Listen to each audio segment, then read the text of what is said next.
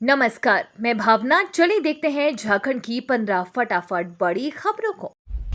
CM Hemant Soren की देवघर वासियों को 255 करोड़ की मिली सौगात। झारखंड के सीएम हेमंत सोरेन ने देवघर की गोपीपुर पंचायत के खिजुरिया मैदान में आयोजित आपकी योजना आपके सरकार आपके द्वार कार्यक्रम में कहा कि विभिन्न माध्यमों से जनसेवा का उनका लक्ष्य है। आपके सहयोग से युवा झारखंड की तकदीर और तस्वीर बदलेंगे। राज्य में 5,000 स्कूल ऑफ एक्सीलेंस खोले जाएंगे। पोस्ट मैट्रिक छात्रवृत्ति की राशि बढ़ाकर 1 लाख रुपए कर दिया गया है। प्री मैट्रिक छात्रवृत्ति में भी 3 गुना इजाफा किया गया है। सीएम सोरेन ने वादा किया है कि झारखंड को वर्ष 2025 तक का एक ताकतवर राज्य बनाएंगे। धीरज साहू के ठिकानों पर रेड, 10 लोग दिन भर गिनते रहे नोट। ओडिशा में अब तक के सबसे बड़े आयकर छापेमारी में मिली नकदी हर बीतते दिन के साथ बढ़ती जा रही है। 300 करोड़ रुपए से अधिक की रकम मिलने की विभागीय सूत्रों से जानकारी मिल रही है। आयकर विभाग ने जिन 156 बैग को बरामद किया था उनमें बंद रुपयों की गिनती लगातार चल रही है। एक प्लाटून फोर्स की मौजूदगी में आयकर विभाग के 10 कर्मचारी 7 मशीनों के साथ से सुबह 10 से लेकर शाम 5 बजे तक नोटों की गिनती में व्यस्त है। मुख्यमंत्री हेमंत सोरेन ने कहा, आदिवासियों के साथ प्रेम का छलावा कर रही है विपक्षी पार्टियां। झारखंड के मुख्यमंत्री हेमंत सोरेन गोड्डा जिले के पत्थरगामा प्रखंड अंतर्गत मुंदरकोठी मैदान में आयोजित आपकी योजना आपके सरकार आपके द्वार कार्यक्रम में शामिल हुए। यहां मौजूद लोगों को संबोधित करते हुए मुख्यमंत्री ने विपक्ष पर जमकर निशाना साधा। कहा, विपक्षी पार्टियां आदिवासियों के साथ प्रेम का छलावा कर रही है। सुंदर पहाड़ी में मलेरिया और कालाबाजार से आदिवासी व पहाड़ियों की जान गई है। झारखंड में नकली सोने के बिस्कुट बनाने की फैक्ट्री पुलिस ने पलामू से 3 को किया गिरफ्तार। पलामू के प्रमंडलीय मुख्यालय मेदिनी नगर में पुलिस ने बड़ी कार्यवाही करते हुए नकली सोने के बिस्कुट और अवैध हथियार सहित 3 अपराधियों को धर दबोचा है। हथियार और नकली सोने के बिस्कुट बनाने की फैक्ट्री का भी उद्भेदन पुलिस ने किया है। पुलिस के गोपनीय सूत्रों के अनुसार पहले 2 अपराधियों को गिरफ्तार किया गया था। भारतीय कुश्ती महासंघ के चुनाव की तारीख का हुआ ऐलान। 21 दिसंबर को भारतीय कुश्ती संघ का चुनाव होगा। सभी राज्यों के कुश्ती संघ 2 सदस्यों का चुनाव करने के लिए कहा गया है। ये सदस्य ही चुनाव के दौरान कुश्ती संघ की नई समिति का चयन करेंगे। 21 दिसंबर को 11 बजे वोटिंग शुरू होगी और 1:30 पर वोटों की गिनती होगी। वोटों की गिनती पूरी होते ही नए अध्यक्ष के नाम का ऐलान हो जाएगा। देश में कोरोना ने फिर दी दस्तक, 148 लोग हुए पॉजिटिव। दुनिया भर में हजारों लोगों की मौत की नींद सुला चुकी कोरोना महामारी अभी भी चिंता का सबब बनी हुई है। सर्दी की शुरुआत के साथ ही भारत में कोरोना वायरस संक्रमण के नए मामले सामने आए हैं। इसके बाद संक्रमण में बढ़ोतरी को लेकर एक बार फिर चिंता की लकीरें खींचती है।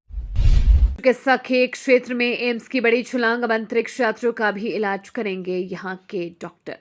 देश का अग्रणी अस्पताल अखिल भारतीय आयुर्विज्ञान संस्थान देश ही नहीं दुनिया भर में अपनी बेहतरीन चिकित्सा सुविधाओं के लिए मशहूर है। यही वजह है कि यहाँ देश दुनिया के कोने कोने से लोग इलाज के लिए आते हैं, जिनके बेहतर इलाज के लिए एम्स प्रशासन लगातार प्रयासरत रहता है। इसी कड़ी में एम्स प्रशासन एक बार और कदम आगे बढ़ाते हुए अब अंतरिक्ष यात्रियों को भी चिकित्सा सेवाएं मुहैया करवाने जा रहा है। इसके लिए जल्द ही एम्स और DGAFMS के बीच एक समझौता ज्ञापन पर हस्ताक्षर किया जाएगा।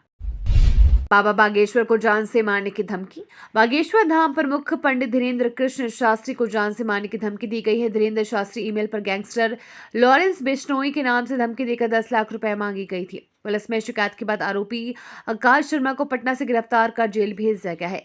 उसने लॉरेंस बिश्नोई गैंग नाम से मेल आईडी बनाई थी। वह लॉरेंस बिश्नोई गैंग का फॉलोअर भी है।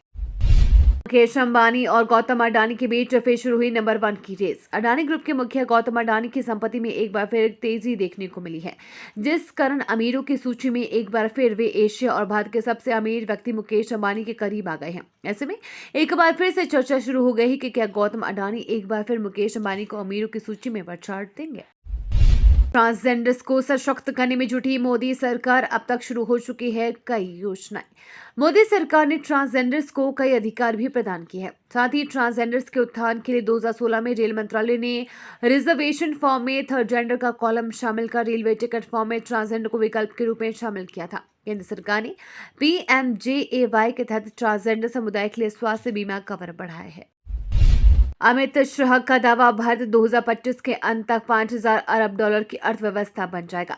केंद्रीय गृह मंत्री अमित शाह ने शनिवार को कहा कि भारत 2025 के अंत तक 5,000 अरब अमेरिकी डॉलर की अर्थव्यवस्था बन जाएगा। उन्होंने यहां उत्तराखंड वैश्विक निवेशक शिखर सम्मेलन के समापन सत्र को संबोधित करते हुए कहा कि प्रधानमंत्री नरेंद्र मोदी के दूरदर्शी नेतृत्व के कारण भारत पिछले 1 दशक में हर मोर्चे पर तेजी से आगे बढ़ा है। झारखंड में फिर पांव पसारने लगा PLFI कंस्ट्रक्शन कंपनी, मालिक से मांगे 10 lakh. People's Liberation Front of India ने रांची में एक बार फिर से पांव पसारना शुरू कर दिया है। तुपुदाना ओपी क्षेत्र के हरदाग में गंगा कंस्ट्रक्शन कंपनी के मालिक राजीव रंजन पांडे ने PLFI उग्रवादियों ने 10 लाख रुपए पेश की और हर महीने रंगदारी देने की मांग की है। कंस्ट्रक्शन कंपनी के मालिक को रंगदारी नहीं देने पर काम को कहीं दूसरी जगह शिफ्ट करने की धमकी भी दी गई है। झारखंड बंग समिति ने 11 दिसंबर को रांची चलो का किया आह्वान। झारखंड बंगला भाषी उन्नयन समिति ने पूरे कोल्हान के भंग भाषियों को एक मंच पर आकर रांची चलो का आह्वान किया है। समिति के बैनर तले बंग समुदाय के विभिन्न मांगों के समर्थन में राज्य भर के लोग 11 दिसंबर को रांची राजभवन के समक्ष धरना देंगे। अयोध्या के राम मंदिर के गर्भगृह की तस्वीर आई सामने, अगले महीने होगी प्राण प्रतिष्ठा।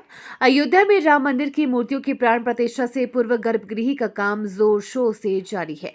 इसी बीच गर्भगृह की पहली तस्वीर भी सामने आ गई है, जिसमें भव्य गर्भगृह की दीवारों और गुंबद पर खूबसूरत नक्काशी नजर आ रही है। मंदिर ट्रस्ट के पदाधिकारियों ने ये तस्वीर जारी की है। अयोध्या में राम मंदिर का भव्य उद्घाटन समारोह अगले साल 22 जनवरी 2024 को होना है। प्रधानमंत्री नरेंद्र मोदी सहित करीब 7,000 लोगों को प्राण प्रतिष्ठा समारोह में आमंत्रित किया गया है। ऑक्शन से पहले पंजाब किंग्स ने फेरबदल करते हुए इस दिग्गज को किया कमबैक। IPL 2024 के लिए खिलाड़ियों का ऑक्शन 19 दिसंबर को दुबई में होना है। इस नीलामी से पहले पंजाब किंग्स ने एक बड़ा फैसला लेते हुए संजय बांगड़ को अपने साथ जोड़ा है। बांगड़ पहले भी पंजाब किंग्स के साथ काम कर चुके हैं। ये तो थी आज की बड़ी खबरें। अपने गांव या शहर की न्यूज देखने के लिए हमें कमेंट्स में जरूर बताएं कि आप न्यूज को कहां से देख रहे हैं।